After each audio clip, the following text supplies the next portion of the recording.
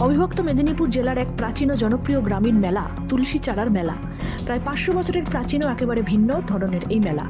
একপারে পশ্চিম মেদিনীপুরের সবং, অপর পারে পূর্বের পটাশপুর। মাঝে বয়ে চলেছে কেলেঘাই নদী। পটাশপুর ও সবং এলাকার 2-3টি মৌজা নিয়ে প্রায় 13 থেকে 14 একর জায়গা জুড়ে মেলা বসে। পটাশপুরের গোকুলপুর গ্রামের নদী পাড়ে আছে সেই তুলসী মঞ্চ, যাকে কেন্দ্র করে এই মেলা। সেটির উচ্চতা এখন একটি দোতলা বাড়ির সমান। মূলত নানা ধরনের তুলো এবং বৈষ্ণবদের খোল, যা মৃদঙ্গ নামেই পরিচিত, তা কেনা বেচার জন্য মেলাটি বিখ্যাত। বর্তমানে জনপ্রিয়তা বৃদ্ধির সঙ্গে সঙ্গে জুতো সেলাই থেকে চণ্ডীপাতের সমস্ত উপকরণ পাওয়া যায়। তাছাড়া নাগরদোল্লা, মরণকূপ, disco dance, magic show, mini cinema show ইত্যাদির মতো আধুনিক বিনোদনের ব্যবস্থাও আছে। অষ্টাদশ শতকের বাকসিদ্ধ বৈষ্ণব সাধক শ্যামানন্দী বৈষ্ণব চূড়ামণি শ্রী গোকুলানন্দ বাবাজি পটাশপুর, সবং এবং আশেপাশের বিশাল এলাকায় বৈষ্ণবাচার্য রূপে বন্দিত ছিলেন। কথিত আছে, পৌষ সংক্রান্তির মধ্যরাতে কেলেঘাই নদীর মাঝে নিজের যোগ মঞ্চে তিনি সজ্ঞানে দেহত্যাগ করেন।